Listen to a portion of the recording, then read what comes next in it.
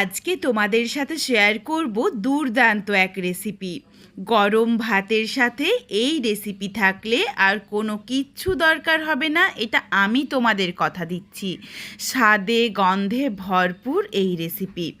বাড়িতে অবশ্যই একবার হলেও এই রেসিপিটা বানিয়ে আমায় কমেন্ট করে জানাতে ভুলো না কিন্তু রেসিপিটা তোমাদের কেমন লাগলো। নমস্কার বন্ধুরা, শুভমিতা ব্লগে সবাইকে স্বাগত জানাই। তাহলে চলো আজকের রেসিপি দেখে নেওয়া যাক।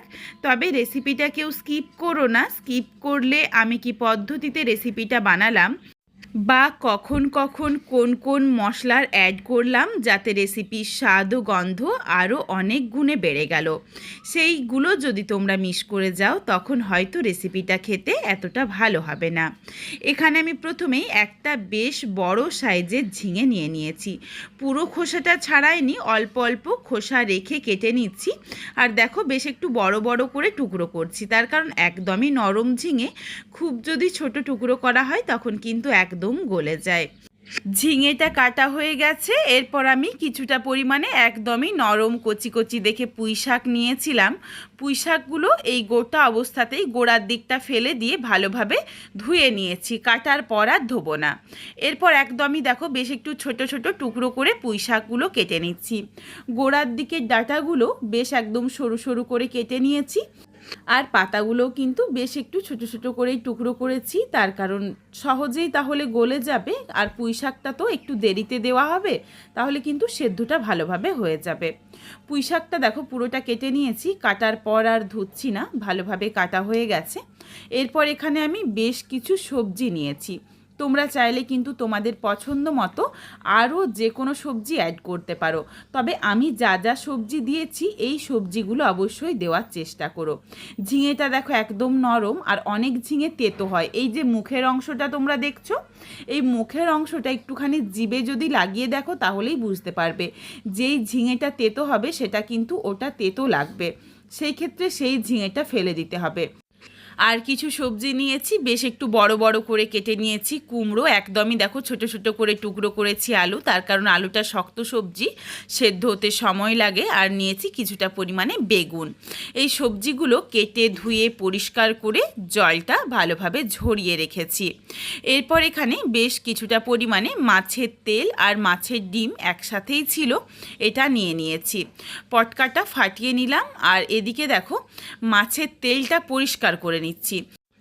ডিমটা রেখে দিলাম, আর মাছের তেলের নাড়িগুলো ভালোভাবে টেনে টেনে বের করে ওটা পরিষ্কার করে নেব।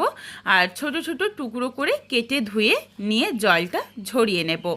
এখানে কিন্তু তোমরা চাইলে মাছের তেলের পরিমাণ বা ডিমের পরিমাণটা আরও একটু বেশি দিতে পারো, কোনো অসুবিধে নেই। তবে আমার কাছে যেটুকু ছিল আমি সেটা দিয়েই রান্নাটা করেছি। মাছের তেল আর ডিমটা ভালোভাবে পরিষ্কার করে নিয়ে ছোট ছোট টুকরো করে কেটে নিয়েছি। তারপর এর মধ্যে দিয়ে দিয়েছি স্বাদ অনুযায়ী লবণ আর হলুদের গুঁড়ো। এগুলো দিয়ে খুব ভালোভাবে মেখে নিয়েছি। মাছের ডিমটাও কিন্তু ছোট ছোট করে কেটে নিয়েছি। এরপর কড়াই গরম করে প্রথমেই একটা ভাজা মশলা বানাচ্ছি। তার জন্য দিয়ে দিলাম একটা ফাটিয়ে নেওয়া শুকনো লঙ্কা।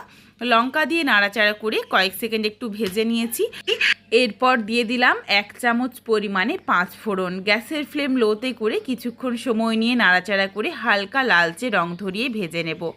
সুন্দর যখন একটা গন্ধ এসেছে, এরপর এই মশলাটা মিক্সিং জারের মধ্যে নামিয়ে রাখছি।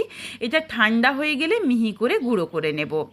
ওই কড়াইয়ের মধ্যেই দিয়ে দিলাম কিছুটা পরিমাণে সর্ষের তেল। তেলের পরিমাণটা খুব বেশি দিচ্ছি না, আবার খুব কমও কিন্তু দিচ্ছি না, এটুকু তেল লাগবেই, তার কারণ মাছের তেলের মধ্যে খুব বেশি চর্বি নেই। সবজিগুলো ভাজতে তেলের দরকার, এই জন্যই এই তেলটা দিয়েছি।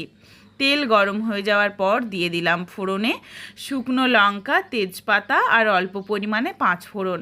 ফোড়নটা ভাজা হয়ে গেলেই দিয়ে দিলাম 2টো মাঝারি সাইজের পেঁয়াজ কুচি। পেঁয়াজটা একটু বড় বড় করে কেটে নিয়েছি। পেঁয়াজ দিয়ে নাড়াচাড়া করে হালকা করে একটু ভেজে নিচ্ছি। এইদিকে দেখো মশলাটা একদম মিহি করে কিন্তু গুঁড়ো করে নিয়েছি। পেঁয়াজটা হালকা করে ভাজা হয়ে যাওয়ার পর, খুব বেশি কিন্তু লাল করে ভাজবো না, একদম হালকা করে ভেজেছি। তারপর দিয়ে দিলাম থেতো করে নেওয়া রসুন থেতো দিয়েও নাড়াচাড়া করে মিশিয়ে নিয়েছি। এরপর এতে একে একে সবজি অ্যাড করব। সবজি ভাজতে ভাজতেই কিন্তু পেঁয়াজটাও আরও বেশ কিছুটা ভাজা হয়ে যাবে, এই জন্য প্রথমেই খুব বেশি ভাজার দরকার নেই।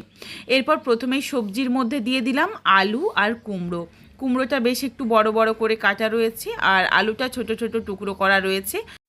আর এগুলো কিন্তু বেগুন বা ঝিঙের থেকে শক্ত সবজি বা সেদ্ধ হতে সময় লাগে, এই জন্য প্রথমে আগে এগুলো দিয়ে হালকা করে একটু ভেজে নেব। এর সাথে দিয়ে দিয়েছি স্বাদ অনুযায়ী লবণ দিয়ে নাড়াচাড়া করে মিশিয়ে নিয়ে হালকা করে এটা ভেজে নিচ্ছি। আর ভাজতে ভাজতেই এখানে দিয়ে দিলাম মাঝারি সাইজের একটা টমেটো কুচি। টমেটো দিয়েও নাড়াচাড়া করে এটার সাথে হালকা করে একটু টমেটোটা ভেজে নেব। দিয়ে দিলাম কয়েকটা চেরা কাঁচা পাকা লঙ্কা। তোমরা যেমন ঝাল খাবে সেই বুঝে কাঁচা বা পাকা লঙ্কা চিড়ে দিয়ে দিও। এরপর দেখো হালকা করে যখন ভাজা হয়ে গেছে, খুব বেশি ভাজছি না, এরপরই এর সাথে দিয়ে দিচ্ছি পরিমাণ অনুযায়ী হলুদের গুঁড়ো, অল্প পরিমাণে দিয়ে দিচ্ছি ধনের গুঁড়ো, জিরের গুঁড়ো মশলাটা দিয়ে নাড়াচাড়া করে মিশিয়ে নিয়েই দিয়ে দিচ্ছি লবণ হলুদ দিয়ে মেখে রাখা মাছের তেল আর ডিম। আলু কুমড়ো কিন্তু হালকা করে ভেজেছি, খুব বেশি ভাজিনি, প্রায় 2 মিনিটের মতো একটু ভেজে নিয়েছি। তারপরই একে একে দিয়েছিলাম চেরা কাঁচা পাকা লঙ্কা, টমেটো বা গুঁড়ো মশলা, এগুলো দিয়েই দিয়ে দিলাম মাছের তেল আর মাছের ডিমটা। এরপরে মাছের তেল আর ডিম দিয়েও আবারও প্রায় 1 থেকে 2 মিনিট মতো একটু নাড়াচাড়া করে নিচ্ছি, হালকা করে একটু ভেজে নেব, খুব বেশি ভাজার দরকার নেই। সুন্দরভাবে দেখো যখন তেলটা ছাড়তে শুরু করেছে, এরপরই এর সাথে দিয়ে দিলাম কেটে রাখা বেগুন আর ঝিঙে। এখনও কিন্তু কুমড়ো বা কোনো কিছুই সেদ্ধ হয়নি, এখানে আমি গ্যাসের আঁচ বাড়িয়ে শুধুমাত্র হালকা করে করে একটু ভেজে নিয়েছি। এরপর এর সাথে দিয়ে দিলাম কেটে রাখা ঝিঙে, বেগুন আর ছোট ছোট করে কেটে রাখা পুঁই শাক। এগুলো দিয়ে নাড়াচাড়া করে ভালোভাবে মিশিয়ে নিচ্ছি। এই সবজি বা শাকের থেকে যে পরিমাণে এরপর জল ছাড়বে, এই জলের মধ্যেই কিন্তু ভালোভাবে সমস্ত কিছু সেদ্ধ হয়ে যাবে। কড়াইটা ছোট, সবজির পরিমাণ দেখো বেশ অনেকটা হয়ে গেছে, এই জন্য আমি কিছুক্ষণের জন্য একটু ঢাকনা দিয়ে ঢেকে রাখছি যাতে একটু মজে যায়। একটু দেখো মজে গেছে।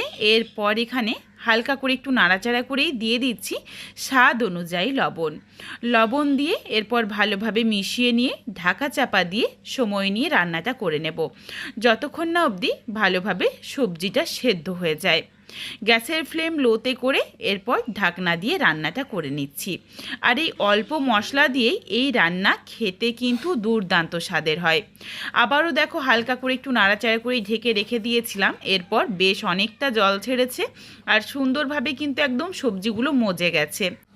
আলুটাও অনেকটা সেদ্ধ হয়ে গেছে, তবে এখনও অল্প একটু শক্ত রয়েছে। ঠিক এই সময়ই দিয়ে দিচ্ছি ভেজে গুঁড়ো করে রাখা মশলার অর্ধেকটা, বাকি অর্ধেকটা রেখে দিচ্ছি পরে ব্যবহার করব, যখন সমস্ত সবজি খুব ভালোভাবে সেদ্ধ হয়ে যাবে, নাবিয়ে নেওয়ার আগে বাকি মশলাটুকু ব্যবহার করব। এই মশলা দিয়ে নাড়াচাড়া করে ভালোভাবে মিশিয়ে নিচ্ছি আর গ্যাসের ফ্লেম লোতে করে আবারও ঢাকা চাপা দিয়ে ভালোভাবে সবজিগুলো সুসেদ্ধ করে নিচ্ছি, তারপর ফেরত আসছি। বেশ কিছুক্ষণ সময় নিয়ে দেখো রান্নাটা করে নিয়েছি, সুন্দরভাবে সমস্ত সবজি সেদ্ধ হয়ে গেছে। আর এই রান্নাতে কিন্তু এক ফোঁটাও জলের ব্যবহার করিনি, সবজির জলেই সমস্ত কিছু ভালোভাবে রান্না হয়ে গেছে। কুমড়োগুলোও দেখো বেশ গোটা গোটা রয়েছে, একদম যে ভেঙে বা গলে ঘেটে গেছে সেই রকমও না। আর এই দিকে শাক সবজি সব কিছুর জল পুরোপুরি শুকিয়ে বেশ শুকনো শুকনো হয়ে গেছে তরকারিটা। এরপর নাবিয়ে নেব, নাবিয়ে নেওয়ার আগে বাকি যেটুকু ভেজে গুঁড়ো করে রাখা মশলা ছিল, এই মশলাটা দিয়েই নাড়াচাড়া করে মিশিয়ে নিচ্ছি। আর এরপর গ্যাসের ফ্লেমটা অফ করে দিয়ে ঢাকনা দিয়ে 5 মিনিটের জন্য স্ট্যান্ডিং টাইমে রাখবো, যাতে শেষেই গুঁড়ো মশলাটা দিলাম এই মশলার গন্ধটা সুন্দরভাবে রান্নাটার সাথে থেকে যায়। রেসিপিটা নাবিয়ে নিচ্ছি, দেখো দেখতেই কতটা লোভনীয় হয়েছে। গরম গরম ভাতের সাথে এই রেসিপি থাকলে আর কোনো কিচ্ছু দরকার হবে না। আর এই ভাজা মশলার ভীষণ সুন্দর একটা গন্ধ আছে। তোমাদের কাছে আমার একটাই অনুরোধ রইল, বাড়িতে অবশ্যই একবার হলেও এই রান্নাটা করে আমায় কমেন্ট করে জানাতে ভুলো না কিন্তু তোমাদের কেমন লাগলো। তোমাদের যদি এই রেসিপিটা ভালো লাগে তাহলে লাইক করো, শেয়ার করে বন্ধুদের দেখার সুযোগ করে দিও। তোমরা যদি আরও নিত্য নতুন ঘরোয়া রেসিপি দেখতে চাও তাহলে আমার চ্যানেলটিকে সাবস্ক্রাইব করে পাশে থাকা বেলটি অন করে দিও, যাতে আমার প্রত্যেকটা রেসিপির নোটিফিকেশান সবার প্রথমে তোমাদের কাছে পৌঁছে যায়। তাহলে আজকে আসি, পুরো ভিডিওটা দেখার জন্য অসংখ্য ধন্যবাদ।